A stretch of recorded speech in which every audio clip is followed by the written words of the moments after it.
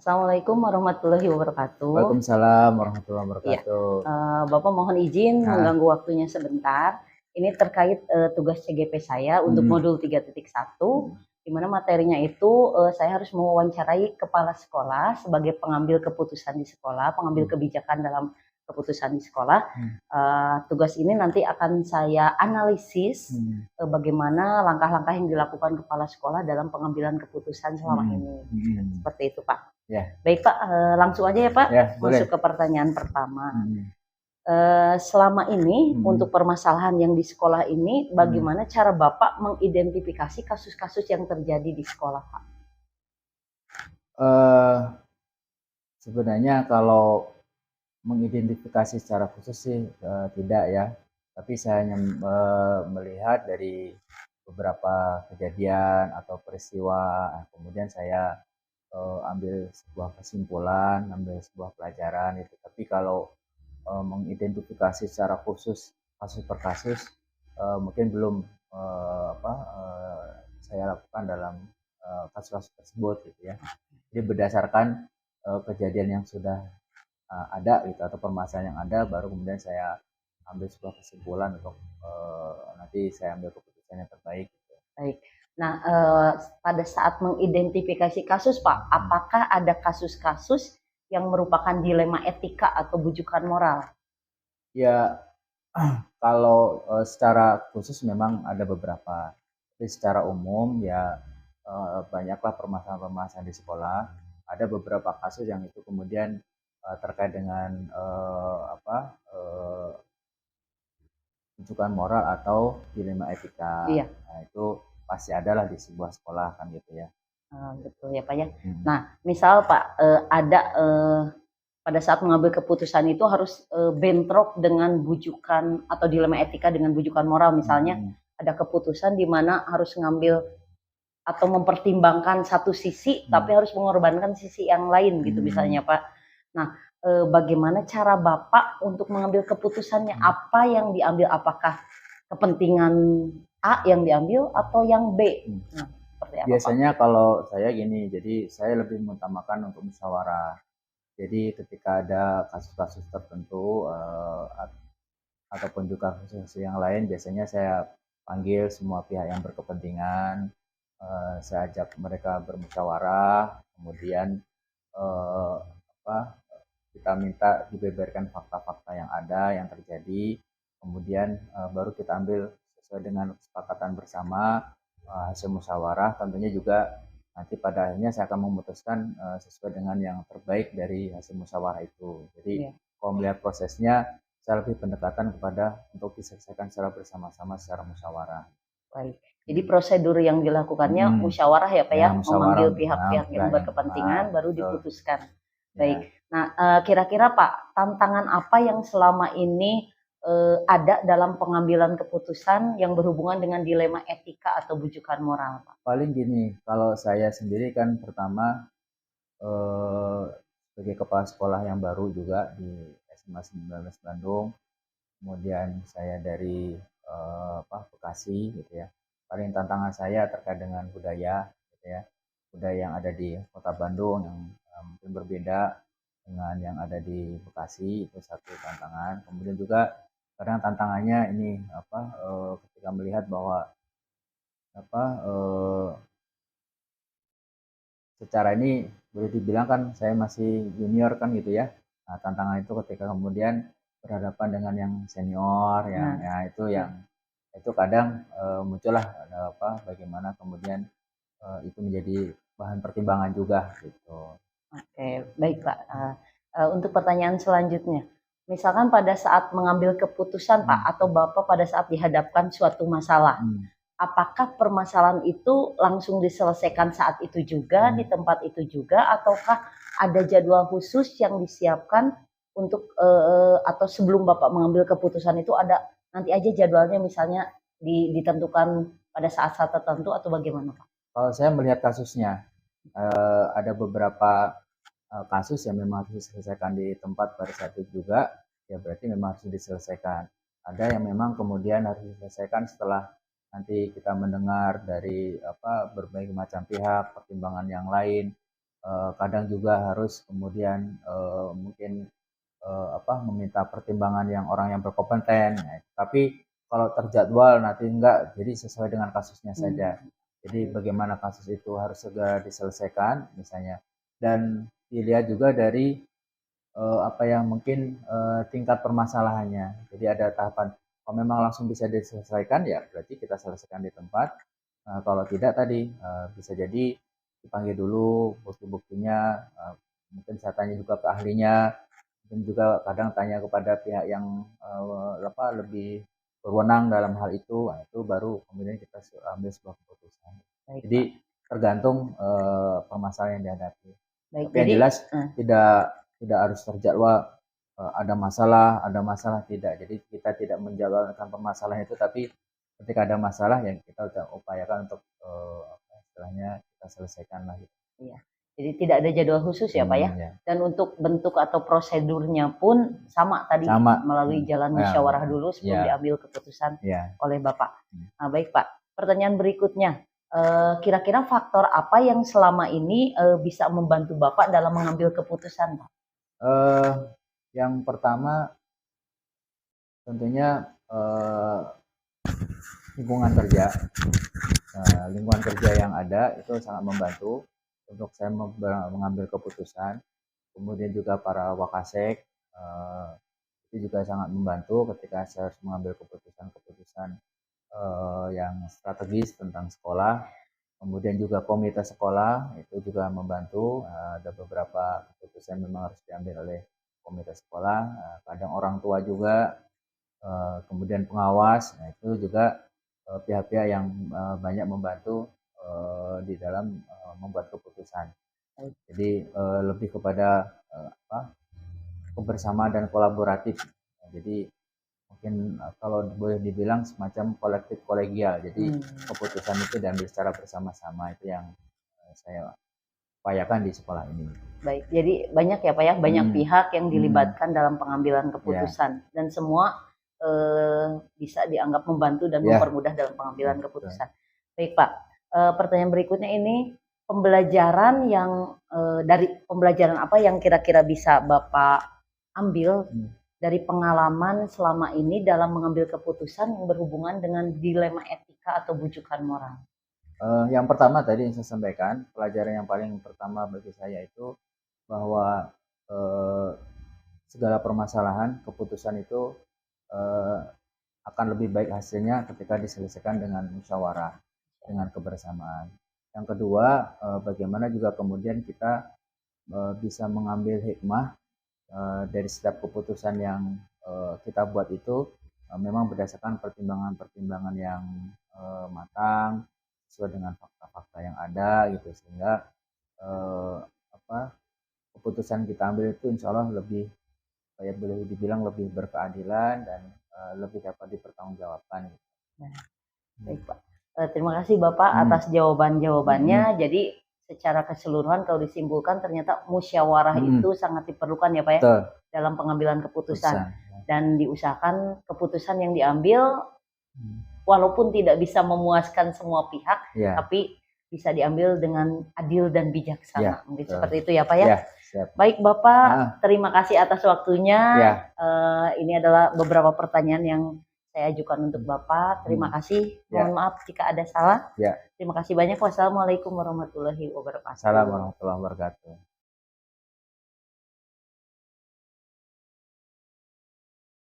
Assalamualaikum warahmatullahi wabarakatuh. Waalaikumsalam warahmatullahi wabarakatuh. Iya. Bapak, terima kasih sudah meluangkan waktunya untuk bisa hadir dalam sesi wawancara ini. Baik. Jadi tujuan wawancara ini adalah untuk memenuhi tugas CGP saya Angkatan 8. Jadi di mana saya itu harus mewawancara beberapa kepala sekolah. Nah, tujuannya itu untuk mendapatkan wacana tentang bagaimana teknik pengambilan keputusan yang selama ini dijalankan di sekolah Bapak. Baik. Nah, yang dikaitkan dengan materi dilema etika seperti itu. Baik, sebelumnya saya mungkin Bapak bisa memperkenalkan diri dulu. Baik, perkenalkan nama saya Edi Suhendi. Saat ini mendapatkan amanah menjadi kepala sekolah SD Al-Falah sehubungan dengan apa yang akan ditanyakan, sehubungan dengan masalah dilema etika dalam mengambil keputusan, ya mangga saya akan mencoba memaparkan, menjawab sesuai dengan pengalaman, pengetahuan yang saya mampu. Baik Pak, terima kasih sebelumnya Pak. Baik Pak, pertanyaan pertama nih Pak. Apakah di sekolah, di SD Al-Falah nih, di sekolah yang Bapak pimpin ini, sering Bapak mengalami suatu kasus di mana Bapak harus mengambil keputusan, tapi harus mempertimbangkan aspek A, B, C yang sesuai dengan dilema etika? Baik, sebetulnya kalau sering karena kan Bapak ini menjadi kepala sekolah belum lama, baru 1 tahun lah ya. Tentu perjalanan 1 tahun itu belum dapat membaca seluruhnya. Namun memang ada pengalaman di mana saya harus mengambil keputusan sehubungan dengan dilema etika ini, terutama satu dengan guru. Ya. Ada lanjutkan pertanyaan? Iya. Baik, mungkin bisa dicontohkan dengan guru nih Pak. Nah, kasusnya seperti apa Pak untuk kasus dengan guru nih? Nah, kami sebagai kepala sekolah hanya menerima guru, bekerja sama, berkolaborasi dengan mereka untuk membawa sekolah ke arah yang lebih baik. Nah, dalam pelaksanaannya, dalam dinamika sekolah, ya terkadang ada saja, ya. Nah, kebetulan di kami itu guru itu sebelumnya yang di SK-kan oleh yayasan. Nah, ketika mereka ada permasalahan yang berhubungan dengan etika, dilema etika, ya dilema gitu. Di sisi lain, saya sebagai kepala hanya menerima mereka. Di sisi lain, tapi mereka juga memerlukan pembinaan karena mempengaruhi dinamika ekosistem sekolah. Tentu semua sekolah mengharapkan lingkungan proses belajar mengajar yang baik. Sikap seorang guru kepada anak-anak, kepada orang tua, ya, kepada rekan-rekan tentunya diharapkan baik. Iya. Nah, namun ya namanya dunia pendidikan, namanya manusia, terkadang ada saja permasalahan tadi. Bagi saya memang kadang dilema. Ya, mendapati guru yang memang ditugaskan oleh yayasan, kita tidak bisa berbuat apa-apa. Iya. Jadi ya? Bagaimana mengidentifikasi kasus-kasusnya? Gimana ya, Pak? Kalau identifikasi itu terbaca, teridentifikasi dari kejadian. Jadi kejadian yang nyata, ya memang saya sebagai penanggung jawab harus memberikan nasihat, harus membimbing gitu. Bertanggung jawab yang tujuannya tadi agar atmosfer dunia pendidikan itu terwujud, tercipta dengan baik. Hubungan sesama guru, sesama guru dengan orang tua atau dengan anak seperti itu. Baik Pak, apakah ada langkah-langkah khusus atau prosedur khusus yang dilakukan untuk menyelesaikan kasus-kasus yang seperti tadi Pak? Kalau langkah-langkah tentunya ada langkah-langkah pendekatan, namun prosedur secara tertulis tidak ada.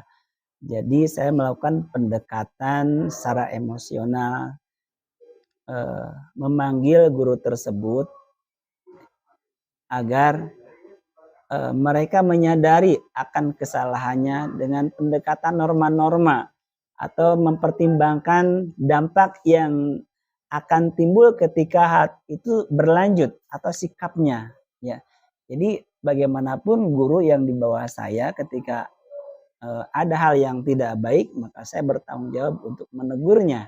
Walaupun tadi di antaranya mereka ditugaskan oleh yayasan, karena saya pun ditugaskan oleh yayasan dan mereka di bawah saya, ya secara kedinasan saya di atas mereka, ya saya punya hak untuk membina guru-guru tersebut. Kalaupun tidak bisa dibina, mungkin langkah prosedur selanjutnya adalah berkomunikasi dengan yayasan. Itu prosedurnya. Namun alhamdulillah tidak sampai ke yayasan. Masalah yang pernah didapati atau ada itu dapat dipecahkan dengan baik. Dengan pendekatan yang saya lakukan itu pendekatan secara emosional. Jadi mempertimbangkan dampak yang akan terjadi kalau itu terus berlanjut. Jadi membangun kesadaran kepada guru tersebut yang yang bisa kalau tidak ditegur, kalau tidak dinasehati, bahasa mawakarep sorangan. Nah, gitu kan.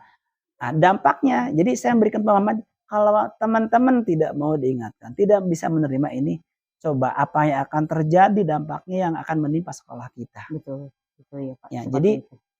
Saya melakukan pendekatan emosional juga membangun norma. Jadi dampak yang memberikan pemahaman, dampak yang akan muncul atau terjadi ketika hal itu terjadi dan terus menerus. Begitu. Artinya merugikan kita gitu. Iya. Baik Pak. Jadi selama ini nih Pak, hal-hal apa aja yang selama ini dianggap efektif dalam mengambil keputusan untuk kasus-kasus yang ada dilema etikanya Pak? Jadi yang paling efektif itu apa? Tadi berkomunikasi dengan pihak yayasan mungkin ya? Ya, pertama secara emosional, secara individu dulu ya. Jadi kita memang kadang ada yang kalau sifatnya urgen saya langsung memanggil orangnya ya. Tapi kadang juga menyampaikannya secara umum dalam forum rapat guru yang dilakukan sebulan sekali. Jadi membangun karakternya tidak sebulan sekali gitu kan. Jadi saya memberikan pemahaman sesuai dengan tujuan visi misi sekolah tentunya ya. Jadi karena visi misi dibangun bersama ya, dibangun bersama-sama, maka saya menyadarkan kita punya visi ini, misinya begini, tujuan seperti ini ya. Nah, kalau misalnya hal ini, kalau ada masalah seperti ini ya, berarti bertolak belakang atau akan mengganggu visi misi dan tujuan sekolah tersebut. Ketika ada masalah seperti itu cepat diselesaikan secara individu maupun kelompok. Hanya memang sifatnya pelan-pelan, tidak bisa otoriter gitu ya. Kenapa? Saya juga menjaga martabat marwah seorang guru bagaimana begitu kan. Mereka juga tetap harus dihormati. Jadi walaupun memang tidak mudah, saya mengikuti filosofi orang Sunda ya. Gimana Pak? Caina herang kumas sangkan caina herang laukna beunang gitu kan. Ya. Jadi seperti itu. Jadi kita mengatakan sesuatu untuk sampai kepada tujuan tanpa memperkeruh suasana, tanpa orang tersebut tiba-tiba karena seperti tersinggung lantas marah kepada kita. Enggak. Saya biasanya melakukan pendekatan secara khusus ya, tentunya melihat momen tertentu tidak di banyak orang gitu. Kita bisa di kafe atau bisa di perpustakaan atau di tempat memang tidak ada orang lain. Jadi bersama-sama gitu. Intinya membangun kesadaran, membangun kesamaan kita sama pendidik. Walaupun saya sebagai kepala sekolah, saya tidak akan ada nama kepala sekolah, tidak akan kalau tidak ada rekan-rekan. Rekan-rekan tidak ada kalau tidak ada murid-murid dan orang tua. Oleh sebab itu kita ini saling membutuhkan. Maka harus mau bekerja sama untuk mewujudkan mengantarkan sekolah kepada arah yang lebih baik. Jadi perlu ada kolaborasi ya Pak ya di antara semua warga sekolah. Betul. Baik Pak, untuk ke pertanyaan berikutnya, tantangan apa yang selama ini paling berat dihadapi dalam mengambil keputusan yang berhubungan dengan dilema etika, Pak?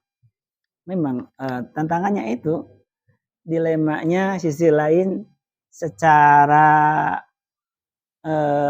apa ya, kedekatan udah dekat gitu kan. Juga di sisi lain mereka ini kan juga butuh gitu kan. Kalau nggak bekerja, nggak ngajar bagaimana gitu Betul. kan. Di sisi lain juga diangkat oleh yayasan. Itu memang lumayan rumit gitu kan. Iya, betul. Kita tidak bisa mengeluarkan begitu saja, harus ada komunikasi dulu. Iya. Tapi saya sebelum sampai berkomunikasi, saya tadi itu langkah-langkah yang tadi itu. Iya, Jadi individual dulu ya. betul, seperti membangun dulu kesadaran, Kesadaran. kesamaan. Ya, akhirnya alhamdulillah sedikit demi sedikit ya ada perubahan begitu. Iya. Makanya kalau otoriter mah udah, mohon maaf Anda seperti ini, kalau tidak mau berubah sudah saja. Silakan keluar Tapi gitu kan ya, Pak. itu bukan Bukan figur solusi yang baik. pemimpin yang baik, malah Iya. kan kita dibenci gitu kan. Iya, ya betul Pak. Tadi Bapak menyampaikan kalau misalnya untuk menyelesaikan suatu permasalahan bisa mengajak diskusinya di tempat-tempat yang lain ya, yang dirasa nyaman. Betul. Nah, apakah ada jadwal khusus atau waktu khusus untuk menyelesaikan masalah itu, atau pada saat Insidental ada masalah saja, langsung? insiden. Jadi memang secara umum sebulan sekali kita mengadakan evaluasi, tanya semuanya, baik itu masalah anak, masalah orang tua, tentu ada masalah orang tua, masalah anak, atau orang tua dengan orang tua dan lain sebagainya, ada saja.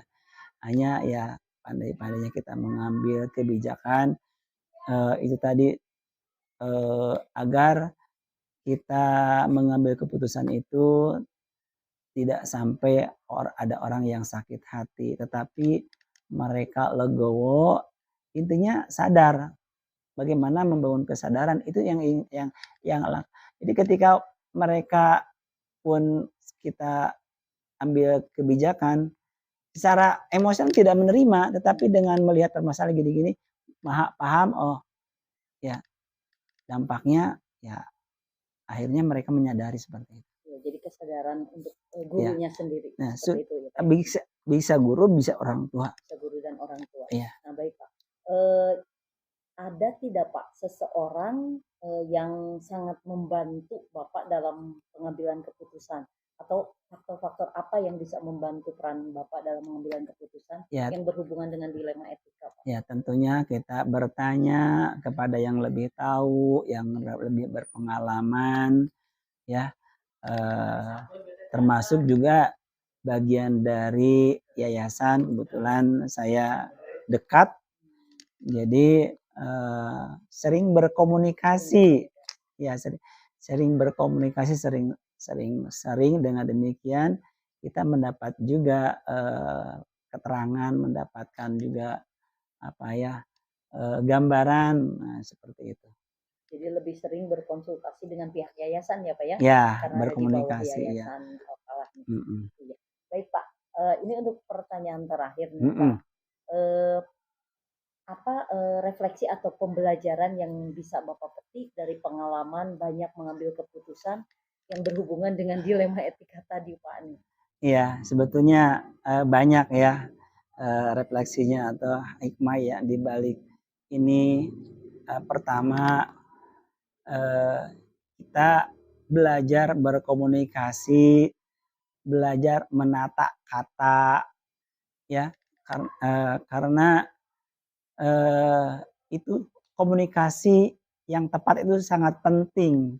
Hikmahnya di sana jadi saya belajar merangkai kata dalam menyampaikan sesuatu pada seseorang, agar seseorang itu satu, tidak tersinggung ketika dia bermasalah, tapi intinya sadar gitu ya. Jadi menyadari kesalahannya, kan kalau orang menyadari kesalahannya nggak marah gitu kan. Menyadari kesalahannya tidak marah. Jadi kita tidak menjustifikasi dan tidak menghukum gitu. Tetapi membangun kesadaran. Intinya itu saya baik kepada siswa, kepada orang tua ketika ada permasalahan dan lain sebagainya dalam mengambil keputusan. Kalau saya banyaknya membangun kesadaran, membangun pemahaman, membangun pengertian. Karena kalau orang lagi emosi, nggak otaknya akan berjalan, Iya. nggak akan berjalan. Kalau emosi ya emosi, nggak bisa. Jadi kalau lagi emosi, saya tunggu reda dulu gitu kan. Iya. Lihat momennya ketika momennya sudah enak, nah baru. Tidak bisa kita lagi emosi kita bentak, kita salahkan, yang ada melawan. Itu semua tidak anak, tidak orang tua, sama begitu. Jadi harus tadi itu ya, saya mah belajar dari filosofi orang Sunda, "Kumasangkan cai herang laukna beunang." Walaupun memang tidak mudah, memerlukan kesabaran, ya. Betul. Oh iya Pak, berhubungan dengan yang barusan Pak, satu lagi. Jadi bagaimana caranya tahu bahwa keputusan yang Bapak itu efektif untuk menyelesaikan masalah dilema etika, Hasilnya, Pak? Hasilnya dari hasilnya ada terlihat dari perubahan. bagaimana? Ya hasilnya jadi ada perubahan yang tadinya melakukan hal yang negatif jadi baik begitu kan. Yang tadinya kurang ramah jadi ramah lah begitu. Jadi lihat dari hasilnya, terlihatnya dari hasilnya ada dampaknya. Walaupun memang perubahan sikap seseorang itu tidak mudah seperti kita membalikan telapak tangan, perlu proses. Kalau anak-anak perlu pendidikan seperti itu. Ya perlu sharing, intinya begitu. Iya, baik. Terima kasih Bapak. Jadi ada ya Pak ya beberapa kasus dilema etika yang selama ini terjadi dan Bapak harus mengambil keputusan. Saya rasa Iya. di setiap institusi pasti ya, ada, termasuk saya mungkin Bu Meti juga tahu Iya. pengalaman di sini bagaimana. Tinggal bagaimana peran Bapak sebagai pemimpin di sekolah Nah, mengambil kebijakan yang ya, bisa ibaratnya itu bisa memuaskan semua pihak, ya. walaupun tidak semua juga bisa Kalau memuaskan, tidak memuaskan, hanya bisa menerima, intinya begitu, bisa menerima dengan membangun kesadaran, membangun pemahaman, pengertian, ya begitu. Baik, baik, terima kasih Bapak. Sama-sama. Itu aja yang ingin saya tanyakan Baik. terkait peran Bapak sebagai kepala sekolah Terima kasih. dalam mengambil keputusan yang berhubungan dengan Oke. kasus-kasus dilema etika. Ya. Baik, terima kasih Bapak atas Sama-sama, waktunya. iya. Mohon maaf jika salah. Assalamualaikum warahmatullahi wabarakatuh. Waalaikumsalam warahmatullahi wabarakatuh.